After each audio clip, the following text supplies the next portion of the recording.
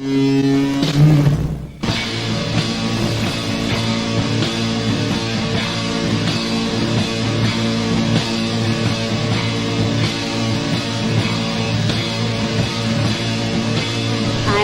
Morris with the NSA. There is something real here. Did you believe that our government is in possession of UAPs? Absolutely, based on interviewing over 40 witnesses over 4 years. And where? I know the exact locations, and those locations were provided to the Inspector General and some of which to the intelligence committees. I actually had the people with the first-hand knowledge provide a protected disclosure to the Inspector General. Biologics came to some of these recoveries. Yeah. Those could represent exquisite new adversary technology. Non-human, and that was the assessment of people with direct knowledge on the program I talked to that are currently still on the program. The government is covering up some level of its knowledge and understanding about what some of those things are.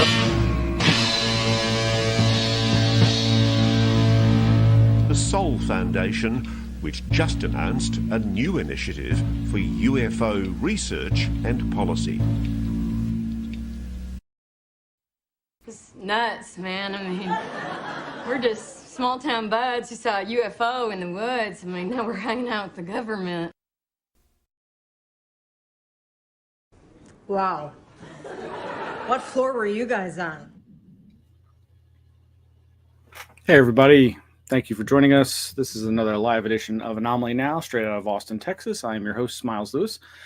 This is the weekly live news media roundup for the 501c3 nonprofit Scientific Anomaly Institute, aka the Anomaly Archives. It is Wednesday, October 2nd, 2024. Hit the like and subscribe and notification bells and all that good stuff. Spread the word. We're out there. It's a free show. Come on. Everybody get in the pool.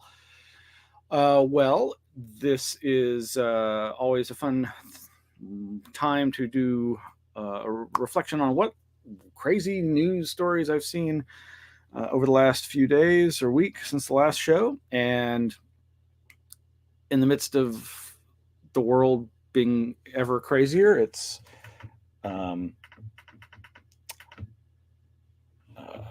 just crazy. Whoa. See, told you, it's crazy. You can join our patreon.com/Anomaly Archives. And if you're at the Anomaly Academy Cadet tier, that means you get access to our monthly live online lecture series. This past month, September, we didn't do a live event, but I dug something out of the archives for our supporters, and you can check that out by going. We'll put the links, of course, into the show notes.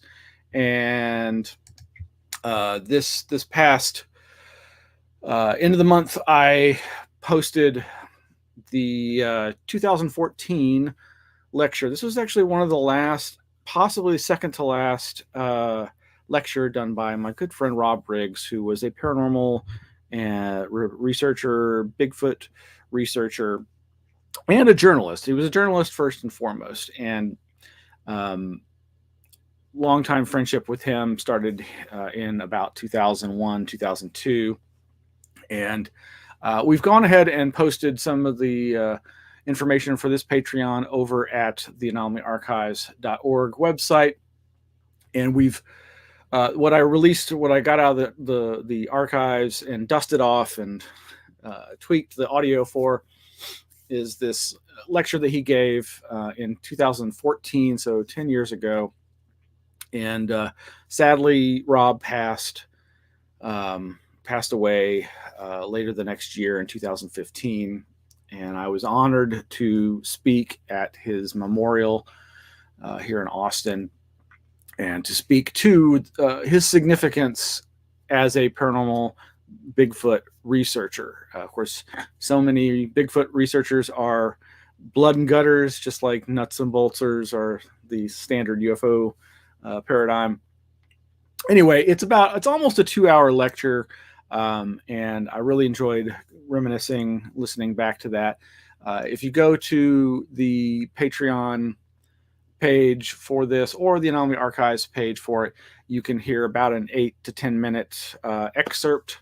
And like I said, here is the post reproduced here on the Anomaly Archives website.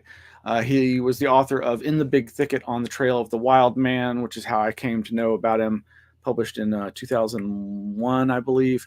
And he was a contributor to the Weird Texas anthology.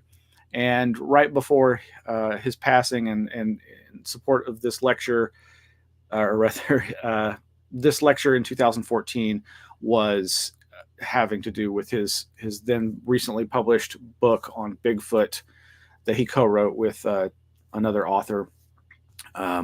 Very interesting fellow. And, Rob helped the Anomaly Archives produce its first Ghost Lights mini conference in 2015. 2005. And actually, this photograph here is features West Texas Marfa Lights researcher Jim Bunnell. Behind him, barely visible, is good friend Renee Lewis. Sadly, she's passed. And then there's Rob Riggs and some other folks, myself in the background. And that is Paul Devereaux, the Earth Lights researcher. Nick Redfern was also a member of that entourage and part of the Ghost Lights mini conference. And then there's a picture of me imitating the Patty Walk, the Bigfoot from the Patterson Gimlin film. And they're looking at the historic marker is Earth Lights researcher Paul Devereaux. Anyway, and there is a picture of Rob and Nick Redfern shortly before Rob's passing. But you can hear, like I said, the sample of that. And I'm going to actually go ahead and play a sample of this that I've uploaded for the show. It's a couple minutes long. So what in this clip that you're going to hear is a story I love to tell people about. And it was just after the new year in I think 2002. And Rob and I had gotten a call from fellow East Texas Bigfoot researcher Chester Moore about a recent sighting had by a family that was at a campsite only accessible by water on the Sabine River over there in East Texas. And it was so cold. And we met up with Chester and got on into his little boat that was named Swamp Devil. And this is chronicled in that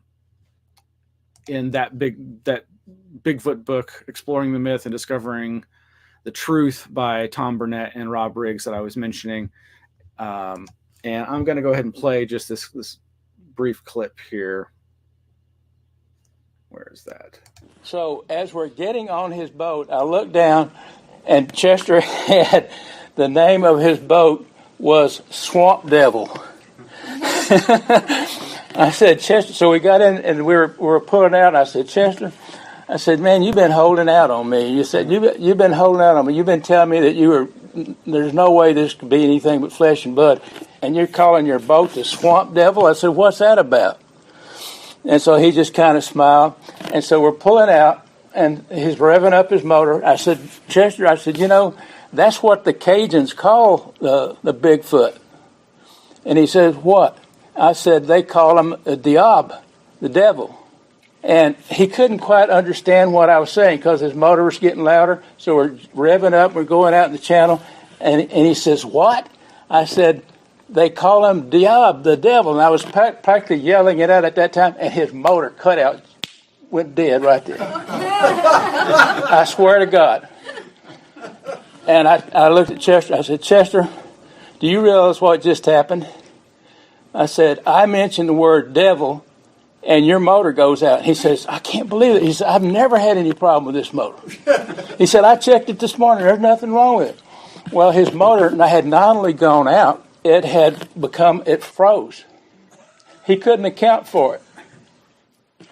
So we had some paddles with us, and since I was an old man, I got to supervise Smiles and Chester to paddle us back to the nearest sandbar where we called his buddy for help.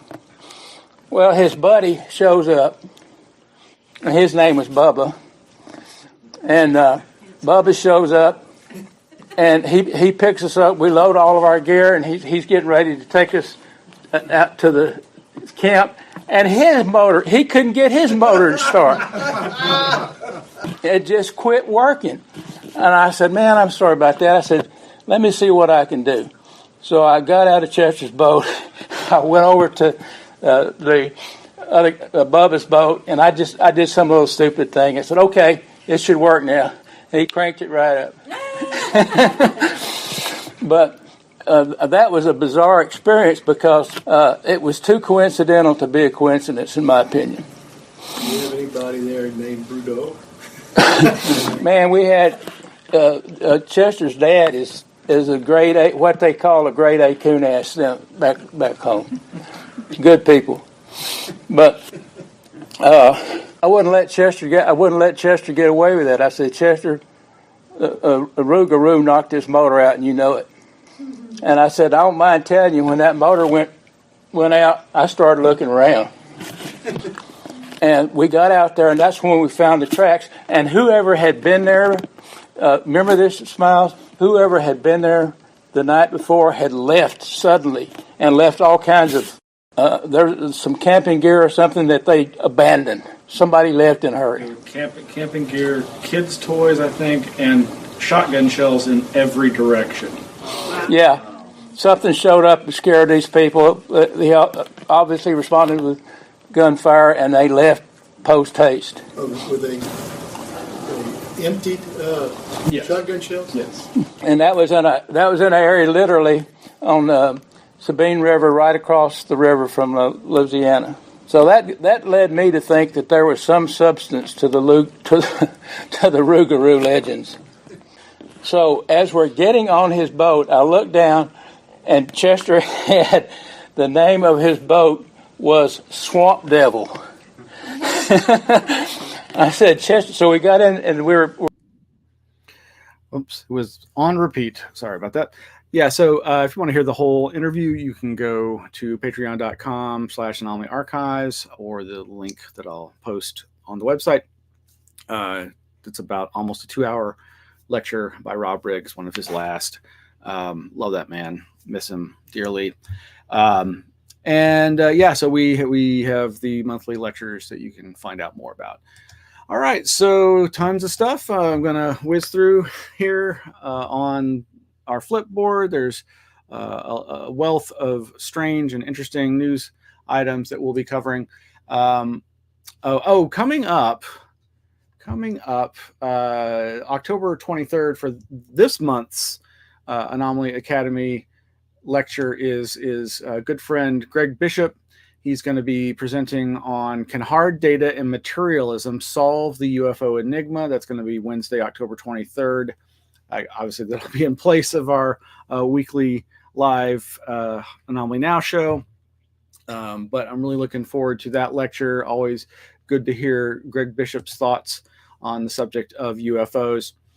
Now, I also recently acquired this wonderful Welcome UFO People Volume 1 comic art anthology here. Let's, Victor, thank you. And it's for those who don't recognize that logo, the style of this is very much in the style of the old FSR Flying Saucer Review, the British publication. But this has got just some great artwork and very colorful, high glossy pages. Just a lot of fun stuff here, and that is available over at welcomeUFOpeople.bigcartel.com. And I just got that in the mail recently. I also got my latest copy of the Austin Seance magazine, so that's cool too, with a cover article there. Okay, moving right along. So lots of UFO news. Danny Sheehan's New Paradigm Institute has put out this newsletter just in the last day or so. And it starts by giving some new leads that I wasn't aware of in a time when the skies still deliver more questions than answers. The movement for UAP disclosure has never felt more urgent. This week, we're diving into key developments that could reshape our understanding of non-human intelligence and the technology it may have left behind while visiting Earth, from the ongoing fight for the UAP Disclosure Act in Washington to Harold Malmgren's groundbreaking claims about recovered NHI tech. We're connecting the various dots. So there is a link here to something from Matt Laszlo, who has been doing his Ask a Poll UAP reporting. And there's more on that over here at askapoll.com. Senator Mike Rounds, quote, negotiations continue on the Schumer UAP DA in the NDAA. And in fact, there is new audio, very brief, that Matt Laszlo has garnered. And I'll see if I can put that on here right now. And now, here's our latest Ask a Poll exclusive from your U.S. Capitol. When you work out.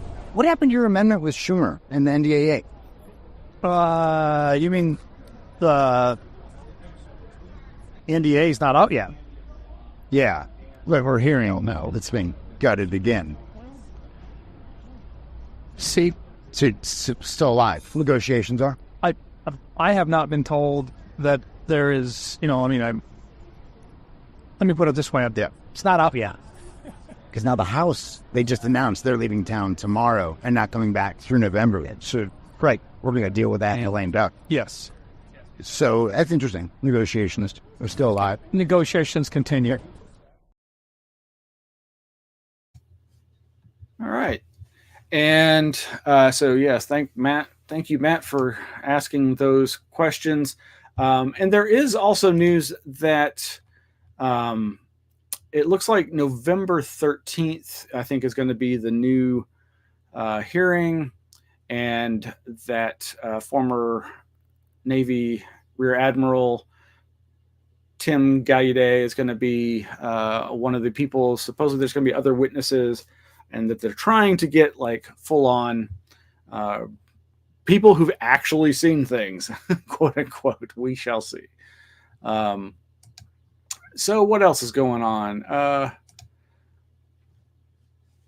There's this news. So also in that same newsletter, I'm jumping all over the wrong. Here we go. Okay. So in that same newsletter was mention of this release of the Canadian, one of the shoot downs from last year. CTVnews.ca reports image released of mysterious object shot down over Yukon in 2023. And what's described as a cylinder looks more like a horseshoe. And they're saying that they've had this image since right after the shoot down, and that they didn't want to release it, though it was approved for release, and so it's just been languishing all that time, but they didn't want to release it because they thought it would cause more confusion than elucidate anything. And that certainly seems to be the case. There doesn't seem to, the shape of this object, the look of it just doesn't look like a balloon. I mean, it's circular, but then there's that chunk cut out of it. Like I said, it looks like a horseshoe almost, but still more questions than answers here. Why was the image never released? Quote, the image of the Yukon object was distributed internally on February 14, 2023. The next morning, it was declared unclassified and approved for public release. So why are we only seeing it a year and a half later? In a partially redacted email thread, additional footage is mentioned. Canada's former top soldier and previous chief of the defense staff, General Wayne Eyre, even suggested using the declassified picture in an upcoming social media post. Quote, attached is an image approved to be released. A February 15th, 2023 email to Canadian military leader says, quote, we are looking at getting a better one to send to you. Well, yeah, that would be nice, but I guess that never emerged. Yeah, who knows? It's probably, maybe it's no big deal, but there were some weird peculiarities about those shoot downs and the objects that were allegedly shot down.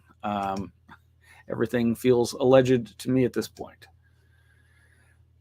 So, meanwhile, over at Scientific American, we've got this article by Luis Caetano Simari. I'm not sure how to pronounce his name, even though I've seen him numerous times on YouTube videos.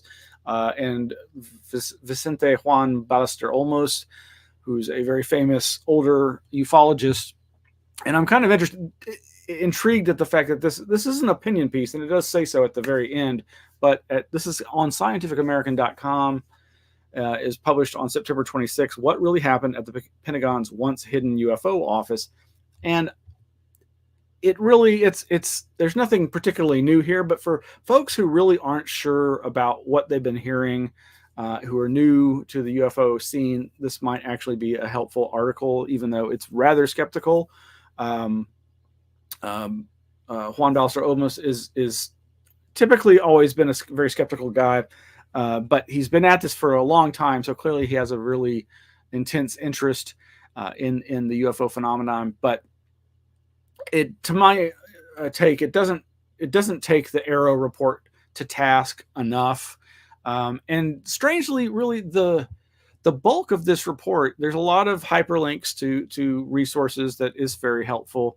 But it also seems to be more just promoting two papers that you can download from academia.edu, that being this one, The Reliability of UFO Witness Testimony by Ballester Olmos and Richard Hayden, which features a wide array of researchers. This was published last year and has just tons and tons of essays by different writers that range from Chapter 1, Memory Games, a false recall episode by Ballester Olmos, to Chapter 7, The Real Rael, UFO Contactee and the Last Prophet by Claude Mauge, a French or Belgian researcher, and many, many, many other articles. One by Nigel Watson, Chapter 16, on the credibility of the Barney and Betty Hill abduction case, and just a lot of interesting stuff here, including here's one by shamanism expert Dr. Stanley Krippner, Aliens, UFOs, and Personal Schemas, Chapter 6 of the second section. Lots of interesting stuff here. I have heard people criticize this particular paper as being hardcore anti-witness testimony, and certainly, that is the way a lot of critics go after everything that's not backed up by military hardware observations like radar or electromagnetic data. But the other paper that's linked to in that that Scientific American article is this one on the OSAP ATIP confusion. And this came out just a couple of months ago, and again is by Ballester Olmos, and again this Luis Caetano, the author of that opinion piece for the Scientific American. And it does do a really good job of giving an overview and even a timeline of the history of modern UFO research by the government, especially the OSAP and ATIP program. And again, the confusion over what they really were doing, and this weird situation with Lou Elizondo saying he was the head of it, but then there being a disagreement about that. So those are all free to download from academia.edu, and like I say, are linked to multiple times in this Scientific American article, What Really Happened at the Pentagon's Once Hidden UFO Office. All right. And I became aware of this interesting collection of UFO hotspot data over at betus.com. UFO hotspots, top UFO hotspots in the US, where to watch the skies. Interestingly enough, so it rates the top states for numbers of UFO sightings. It's all drawn from the National UFO Reporting Center. Of course, you can go to newfork.org and dive into this data yourself. Here is just the cases for Texas from the last several months. But this UFO hotspots betus.com survey like compiled all that and came up with you're most likely to see a UFO if you look in Arizona in July at 9 p.m. But you can also, of course, you can plug in your own state if you want to see where we rank. Here's Texas. We're number 15. So we did make the top 5 or top 10 with 164 sightings from the New Fork database. I'm not sure what the time parameter was on this, but interestingly enough, Austin is the prime city. So I'm not sure. I don't hear that many sightings reports coming from here, but then maybe we're just not hearing about them. Now, I see what I did here. Okay. Well, there is this news of a Texas sighting allegedly over Amarillo. Not really that impressed by this. This is from ovnilogia.com.br. I believe it's a Portuguese site. This is the Chrome translation to English. Silent boomerang UFO filmed over Texas. The record, a rare one in the UFO world, was made in August this year in the state of Texas. In it, we can see an impressive boomerang-shaped UFO flying silently through the sky. I believe this is the only known first source for this video footage being reported on. Now you can find more reporting over at Anomaly.com by Jake Carter. And it's basically just regurgitating the same limited data. Somebody named L. Miller saw this near Amarillo, Texas. I believe, yes, here. It was in a forested area on a deer stakeout and had a night vision device with him. This allowed him to capture more than just a distant light. He filmed a distinct, mysterious craft. And here is the box cropped video footage of this. But this is just so much trash UFO footage out there. Even in the expanded version, you can see no nearby landmarks, nothing to give you a sense of where this is, nothing to compare size or distance. It's so as nicely defined as the craft appears in the video. It's practically useless unless hopefully there is a chain of custody, a provenance, and somebody is actually speaking to the original videographer. But so far, I'm not aware of that emerging any details about this. But as many have noted, it looks remarkably like the drawings of what people saw over Arizona way back in the mid to late 1990s. The famous Phoenix Light boomerang, and descriptions of being connected to the TR-3B, of course, abound. Well, moving right along. I'm really excited. You can watch the trailer for this. The Manhattan Alien Abductions is coming out at the end of the month on Netflix. And this is the story of the Linda Cortile case, or AKA Napolitano. Actually, I should say Napolitano, AKA Linda Cortile. I remember when I first heard about this case here at an Austin MUFON meeting, and I've got the video somewhere. They need to dig out and digitize. It's on the old tapes.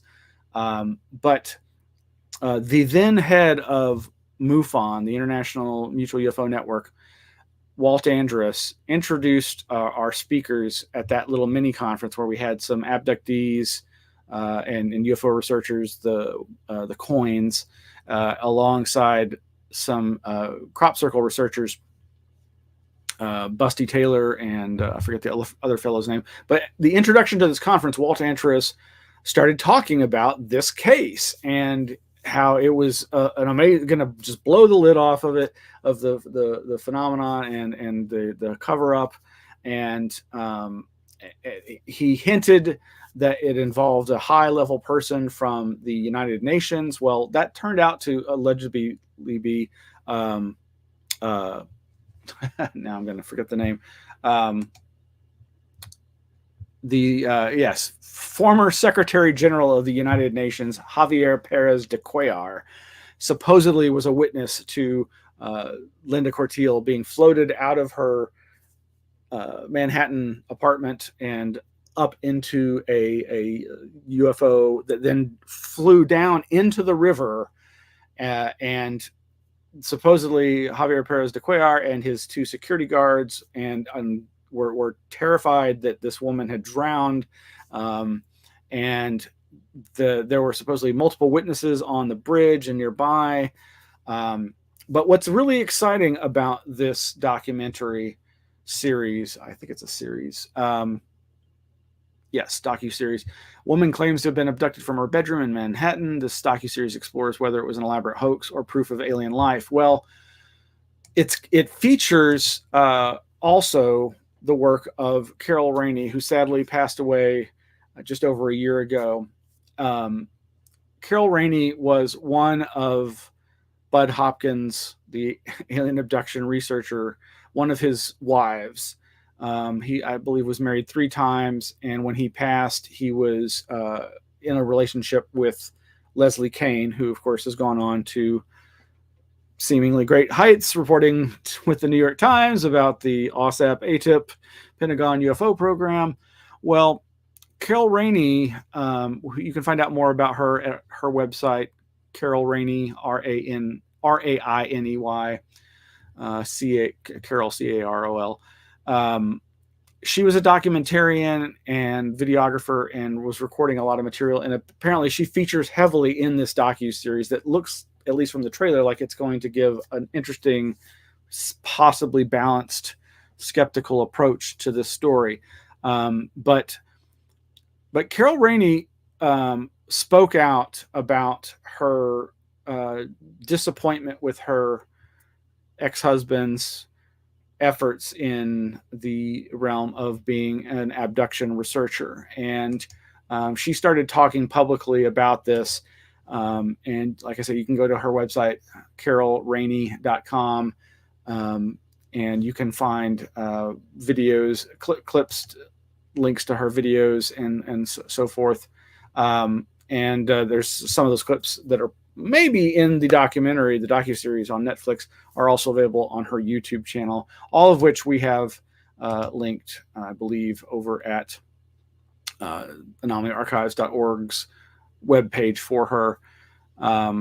So yeah, the New York Times reported when Bud Hopkins passed that Mr. Hopkins's 3 marriages to Joan Byer, April Kingsley, and Carol Rainey ended in divorce. Besides his daughter Grace from his marriage to Ms. Kingsley, he is survived by his companion Leslie Kean, a sister Eleanor Whiteley, and a grandchild. And of course, if you're really interested in Bud Hopkins, you can read his memoir Art, Life, and UFOs, which was published in 2009 by Anomalous Books. But if you really want to read some of her critical writing on the subject, I'll have links to this online PDF of Paratopia Volume 1, Issue 1, which is really a indictment of the abduction research community. There's articles by Emma Woods, who is one of the women who spoke out against abduction researchers, dangerous games, experiencers as human research subjects in ufology. Debbie Jordan Cobble wrote an open letter to anyone who will listen. Now, Debbie Cobble was one of the main witnesses, experiencers, abductees that Bud Hopkins wrote about in his first two abduction books. And of course, the big cover story here, The Priests of High Strangeness, Co-Creation of the Alien Abduction Phenomenon by Carol Rainey. Now, in this sense, she's not using co-creation in the sense that our good friend Greg Bishop talks about, and the others have explored the idea that our minds are, and whatever intelligence we're interacting with in the true UFO phenomena, are co-creating the experience that is had. She, I believe, is talking about how so much of what's being created in terms of the mythology is the result of the researchers. And this whole issue is about 40 pages and is available for free online. And there's other versions of it around online as well. And we'll give the links to that. This is the article here with some of those pictures. And it really, not to criticize the deceased. And I know many people love Bud Hopkins, and he undoubtedly was a very nice man, but apparently was not the best investigative reporter. But then he was working with people, just trying to help them come to terms with these traumatic experiences. But that is the kind of the problem with the nature of being an abduction researcher or an investigator, researcher investigator, versus somebody doing therapy for people who've had these kinds of trauma. But so hopefully that Netflix docuseries will be pretty good. Just in looking for stuff about Carol Rainey, or actually looking for stuff about Javier Perez de Cuellar, I found this old reference to a book review by somebody, John Terode, over at the independent.co.uk from way back in March of 1994. And it just mentions here in the first paragraph, in the small hours of November 30th, 1989, Javier Perez de Cuellar, then Secretary General of the United Nations, was being chauffeured through the Lower East Side of New York when he was abducted by aliens and taken to their spaceship. By now, pajama-clad, he was subjected to an intimate physical examination before being returned to the folk whence he came. This bizarre rumor has filtered up from fruitcake land to the semi-serious press. As a result, poor old Perez de Cuellar is harassed by fax, by phone, and by persistent reporters.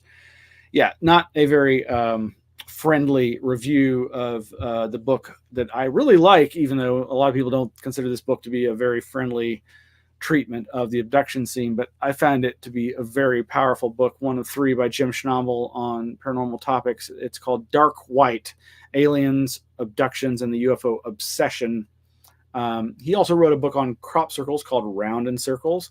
And he also did really one of the first books to expose the military psychic remote viewing program. And he even tried, he became a circle maker for the crop circle book, and he became a remote viewer for the remote viewing book. I don't think he became an abductee for Dark White, but it's been a while since I read it.